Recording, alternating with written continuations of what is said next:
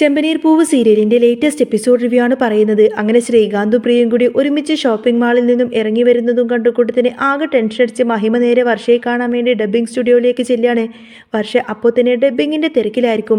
മമ്മിയെ കണ്ടപ്പോൾ അവിടെ നിന്നും 5 മിനിറ്റ് ബ്രേക്ക് പറഞ്ഞ കൂട്ടത്തിന് അവൾ അവിടെ നിന്നും ഇറങ്ങി മാറി വന്നു നിന്ന് സംസാരിക്കുകയാണ്. എന്താ മമ്മി ഇത്ര അർജന്റായിട്ട് കാണണമെന്ന് പറഞ്ഞത്? വീട്ടിൽ വലിയ പ്രശ്നമുണ്ടോ എന്ന് വർഷ ചോദിക്കുമ്പോൾ എനിക്ക് പ്രശ്നമൊന്നുമില്ല മോളെ, പക്ഷേ നിന്നെ ഓർക്കുമ്പോഴാണ് എൻ്റെ സങ്കടമെന്ന് മഹിമ പറയും.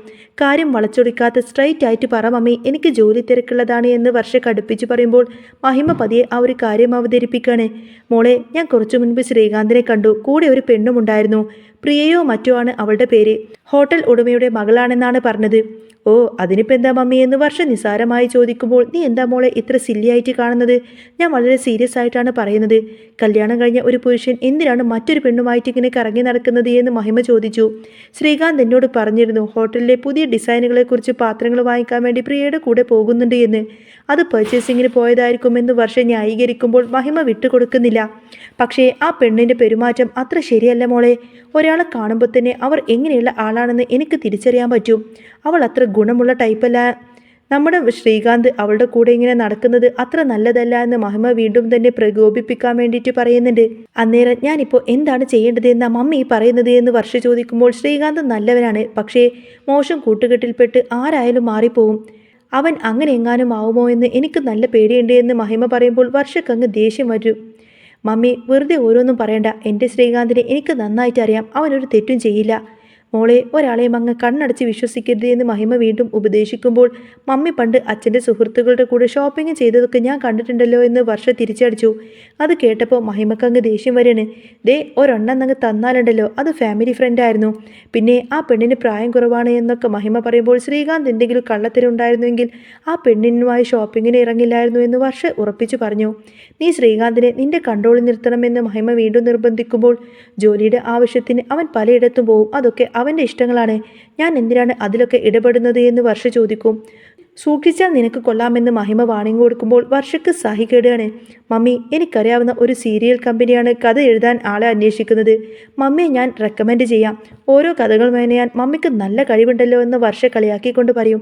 നീ ഞാൻ പറയുന്നത് സീരിയസ് ആയിട്ട് എടുക്കുകയെന്ന് മഹിമ പറയുമ്പോൾ എനിക്കിത് സീരിയസ് ആയിട്ട് എടുക്കാനും പറ്റില്ല.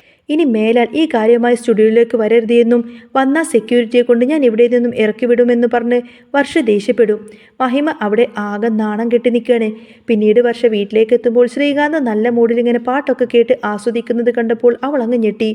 എന്താ ശ്രീകാന്ത് ഇത് എന്ന് ചോദിക്കുമ്പോൾ ഇതൊരു പഴയ പാട്ടാണ്. പ്രിയയുടെ കാറിൽ കേട്ടപ്പോൾ എനിക്കത് ഇഷ്ടപ്പെട്ടതാണ്, അതുകൊണ്ട് ഞാൻ കേട്ടതാണ് എന്ന് അവൻ മറുപടി പറഞ്ഞു. ശ്രീകാന്തിനിപ്പോൾ വലിയ മാറ്റങ്ങളുണ്ടല്ലോ എന്ന് വർഷ കുത്തി ചോദിക്കുമ്പോൾ നമ്മൾ കാലത്തിനൊപ്പം മാറണം, ട്രെൻഡ് അനുസരിച്ച് പോകണമെന്നാണ് അവൻ്റെ മറുപടി. നിന്റെ മമ്മിയെ ഇന്ന് ഷോപ്പിൽ വെച്ച് കണ്ടിരുന്നുവെന്ന് അവൻ പറയുമ്പോൾ അതെനിക്കറിയാം, മമ്മി സ്റ്റുഡിയോയിൽ വന്ന് കണ്ടിരുന്നുവെന്ന് വർഷ പറഞ്ഞു. നീ എന്താ ഇത്ര ഗൗരവത്തിൽ സംസാരിക്കുന്നത് എന്ന് അവൻ ചോദിക്കുമ്പോൾ നീയും ഇപ്പോൾ എന്നോടെല്ലാം തുറന്നു പറയാനൊന്നുമില്ലല്ലോ. ദിവസം പോകുന്തോറും നീ മാറി മാറി വരികയാണ് എന്ന് വർഷ പറഞ്ഞു. തലേണ കൊണ്ട് അവൻ അങ്ങ് തല്ലി. ശ്രീകാന്ത് ചിരിച്ചുകൊണ്ട് അവിടെ നിന്നും ഓടുകയാണ്. പിന്നെ പിറ്റേന്ന് രാവിലെ രേവതിയും സച്ചിയും സംസാരിച്ചു കൊണ്ടിരിക്കെ ശ്രീകാന്ത് റെഡിയായി വരുമ്പോൾ വർഷ എങ്ങോട്ടേക്കാണെന്ന് ചോദിച്ചു. ഹോട്ടലിലേക്കാണ് പോകുന്നത് എന്ന് അവൻ മറുപടി നൽകുമ്പോൾ അതിന് സമയമായില്ലല്ലോ എന്ന് വർഷ സംശയിച്ചു.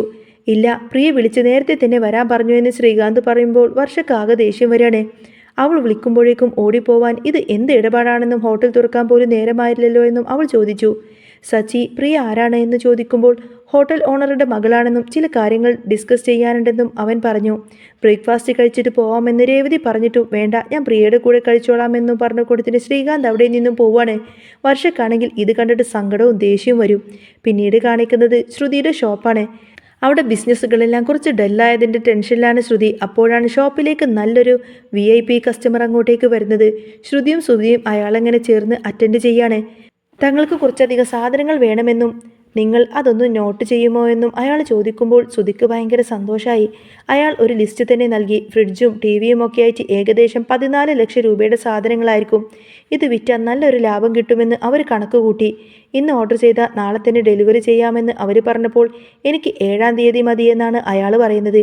7-ാം തീയതി എന്താണ് എന്ന് ചോദിക്കുമ്പോൾ അന്നാണ് ലോട്ടറി നറുക്കെടുപ്പെന്നും തനിക്ക് 25 കോടി രൂപ കിട്ടുമെന്നും ജ്യോത്സ്യൻ പറഞ്ഞതാണെന്നും അടിച്ചു കഴിഞ്ഞാൽ വാങ്ങാനുള്ള ലിസ്റ്റാണിത് എന്നും അയാൾ പറയാണ്. ഇത് കേട്ട് അവനാകെ അന്തം വിട്ട് നിൽക്കുകയാണ്. പോക്കറ്റിൽ 5 പൈസയും പോലും ഇല്ലാതെ താൻ എന്താ ഞങ്ങളുടെ സമയം കളയാണോ എന്നൊക്കെ ചോദിച്ചുകൊണ്ട് സുധി അയാളോട് ദേഷ്യപ്പെട്ടു. താൻ രാവിലെ മുതൽ എല്ലാ കടകളിലും പോയി ഇത് തന്നെ ചെയ്യുവാണല്ലോ എന്ന് ചോദിച്ചു സുധി അയാളുടെ കോളറിനങ്ങ് പിടിക്കാണ്. ഒടുവിൽ സെക്യൂരിറ്റിയെ വിളിച്ച് അയാൾ അങ്ങ് പുറത്താക്കി. അപ്പോഴാണ് അങ്ങോട്ടേക്കൊരു സന്യാസി വരുന്നത്. അയാൾ സുധിയെ സമാധാനിപ്പിച്ചു. നിങ്ങൾ ഉയരത്തിലെത്തുമെന്ന് പറഞ്ഞപ്പോൾ സുധിക്ക് ആശ്വാസം തോന്നി.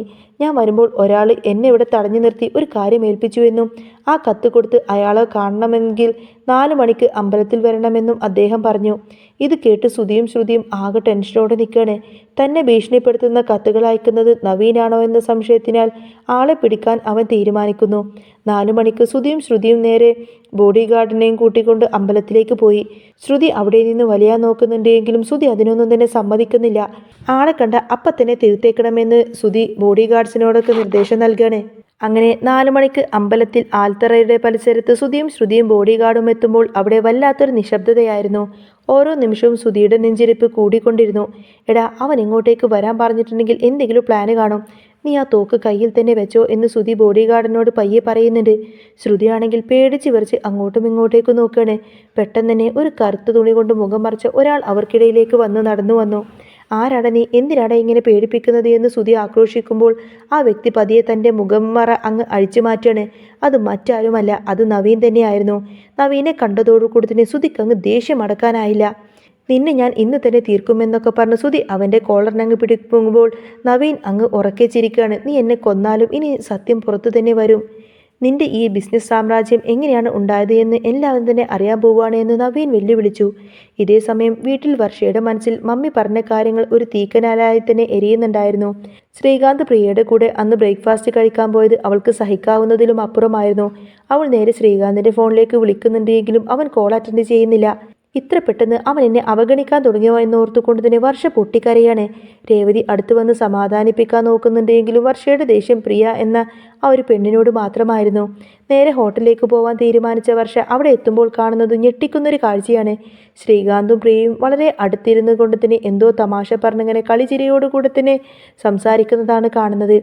പ്രിയ ശ്രീകാന്തിൻ്റെ കയ്യിൽ ഇങ്ങനെ മുറുകെ പിടിച്ചിരിക്കുന്നതും കണ്ടതോടുകൂടി തന്നെ വർഷയുടെ നിയന്ത്രണം വിട്ടു. അവൾ ഓടിച്ചെന്ന് പ്രിയയുടെ കർണത്തൊരൊറ്റടി ആഞ്ഞടിക്കാണ്. അങ്ങനെ അവിടെ വെച്ച് വർഷ ഒരു സീന് ക്രിയേറ്റ് ചെയ്യാണ്. ശ്രീകാന്ത് തടയാൻ നോക്കുമ്പോഴേക്കും നീ ഇവളും കൂടി എന്നെ ചതിക്കുമായിരുന്നില്ലേ എന്നൊക്കെ ചോദിച്ചുകൊണ്ട് തന്നെ വർഷ അങ്ങ് അലറി വിളിക്കും. ഈ കാഴ്ച കണ്ടിട്ട് ശ്രീകാന്തിനാണെങ്കിൽ ഒട്ടും തന്നെ സഹിക്കാൻ കഴിയാതെ നിൽക്കുമായിരിക്കും. പിന്നീട് വീണ്ടും അമ്പലത്തിലേക്ക് വന്നാൽ നവീൻ്റെ കയ്യിൽ സുധിയെ തകർക്കാനുള്ള ശക്തമായ തെളിവുകളുണ്ടായിരുന്നു.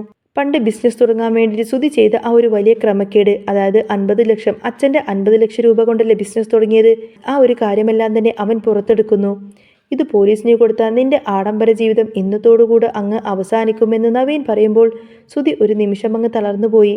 പക്ഷേ തോൽക്കാൻ തയ്യാറല്ലാത്ത സുധി ബോഡി ഗാർഡിനോട് നവീനെ വകവരുത്താൻ ആംഗ്യം കാണിച്ചു.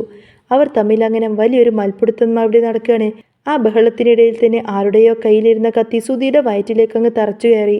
ചോരയൊലിപ്പിച്ച് നിൽക്കുന്ന സുധിയെ കണ്ടതോടുകൂടി തന്നെ ശ്രുതി പെട്ടെന്ന് അലറി വിളിച്ച് അങ്ങോട്ടേക്ക് വരികയാണ്. ആ സമയത്തായിരിക്കട്ടെ നവീൻ ശ്രുതിയെ കാണുന്നത്. മരണം മുന്നിൽ കണ്ട സുധി തൻ്റെ തെറ്റുകളെല്ലാം തന്നെ ഏറ്റുപറയാൻ തുടങ്ങുന്നിടത്താണ് കേട്ടോ കഥയിലെ വലിയൊരു ആ ഒരു വഴിത്തിരിവുണ്ടാവുന്നത്. ശ്രീകാന്തും വർഷയും തമ്മിലുള്ള ആ ഒരു ബന്ധം വേർപ്പെടുത്താൻ വേണ്ടിയിട്ട് മഹിമ തന്നെയായിരിക്കും ഈ ഒരു കാര്യങ്ങളെല്ലാം തന്നെ പ്ലാൻ ചെയ്യുന്നത് എന്ന കാര്യം എല്ലാവരും തിരിച്ചറിയുന്നുണ്ട്. ഏതായാലും ഇനി വരാൻ പോകുന്ന നല്ല സൂപ്പർ അടിപൊളി ത്രില്ലിംഗ് എപ്പിസോഡുകളൊക്കെ തന്നെയാണ് കേട്ടോ. നിങ്ങൾക്ക് ഈ ഒരു ചാനൽ ഇഷ്ടമാവുകയാണെങ്കിൽ സബ്സ്ക്രൈബ് ചെയ്യാനും സപ്പോർട്ട് ചെയ്യാനും മറക്കല്ലേ. നെക്സ്റ്റ് വീഡിയോ ആയിട്ട് ഉടനെ വരാം. ബൈ.